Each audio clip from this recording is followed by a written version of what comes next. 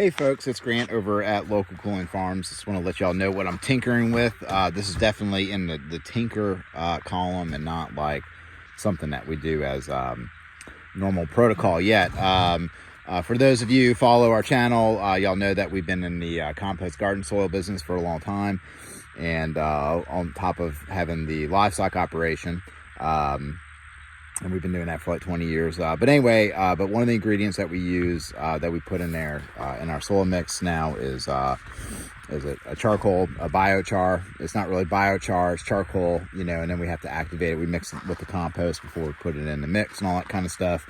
But we are looking to possibly create enough biochar here at the farm just for our soil mixes as an ingredient. And, you know, we've got... We've got woods here, so we've a wood supply, you know, naturally, but part of our business is we get a lot of junk pallets in, and we end up burning them on the farm in specific areas that need a little help. But I was like, you know what, maybe we can go ahead and turn these pallets that are a problem into a product that we can put into our soil mix. So we did a little trial that we posted about as a short, you know, the other day, and we got, you know, a good percentage of charcoal out of it.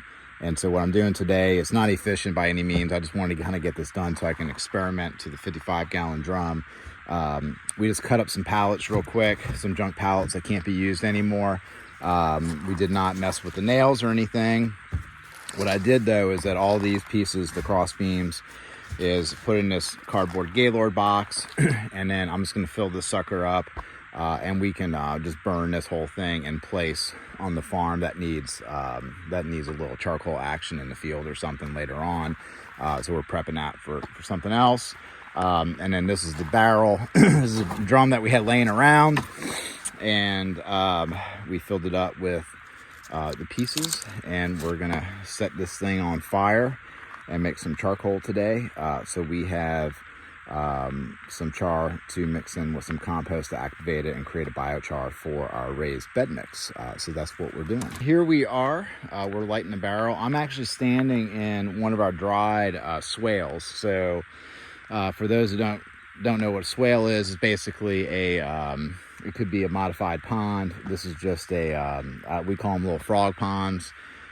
We've got another one on the other side of that road, and what we did was we dug them after we watched the water flow, so we kind of control the water flow coming off the property, and then we basically put a bunch of speed bumps to slow the water down, retain the water on the property, and allow it to percolate in. And because we're dry, the swale is completely dry, so I figured this would be a good spot to do the burn. That way it's out of the way, it's off the road and all that kind of stuff.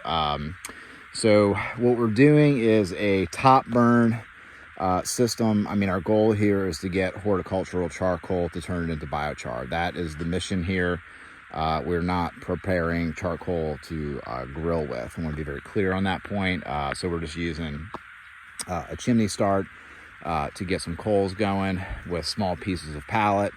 And then once that stuff is going, then we're going to just dump that contents right on top of the barrel and then just let it burn. I mean, you can see the pallets are already catching on fire down there, so it's not going to take much. These pallets are super dry.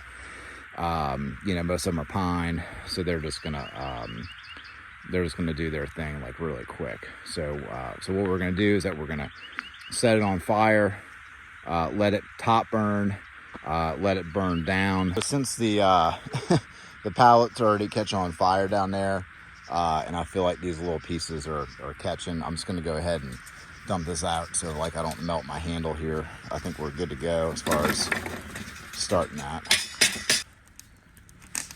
All right, we're rolling here. It's looking really good. I don't think we have an issue of any wood not burning.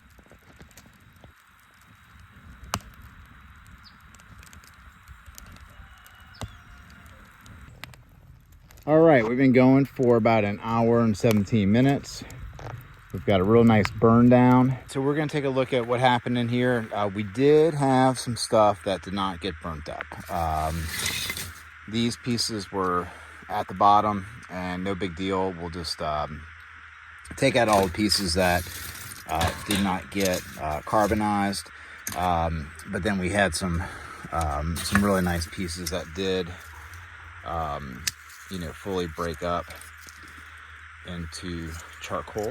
So we will definitely be harvesting those pieces out. And again, we're not using this for cooking or anything. This is a charcoal that we're going to be using as a soil amendment in our raised bed mix. Like I said earlier, we have been getting some char made from sugarcane bagasse, but we got to go pick it up, so there's a cost in freight, and we're burning up a whole bunch of fuel going to get that stuff. So my thought was, let's go ahead and just make some on farm out of other waste materials, because after all, we are in a composting business.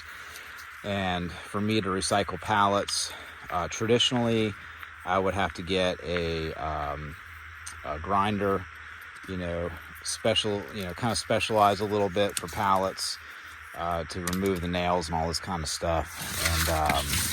And in this way we can actually utilize the pallets that we pick up from some of the folks that we pick up the other waste materials from. So good success. I think it looks like we made, I would guess, probably about maybe 15 gallons of char, which is enough for at least one batch of our raised bed mix. Maybe we can get 2 batches worth out of here.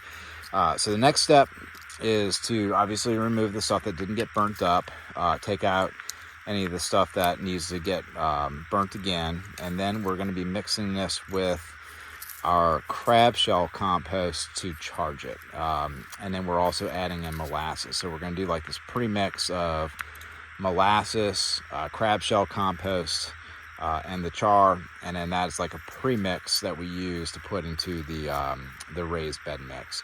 We don't put the worm castings in the pre-mix because when I do that mix, we have a heat spike that's generated from it, and I do not want to put the worm castings in because I don't want to kill off the biology found in the worm castings by a heat spike. So the worm castings will go in by itself when I go to mix the raised bed mix. And if you're in our area and you want to get some of our raised bed mix from us, just shoot us a message, give us a call, track us down, and we can certainly help you out. And if you're in the New Orleans area, Delta Sod over on Central is our dealer, and they will be happy to load you over there on Central Avenue in Old Jefferson, or set up a delivery for you. So you can contact Delta Sod for that in the New Orleans metro area.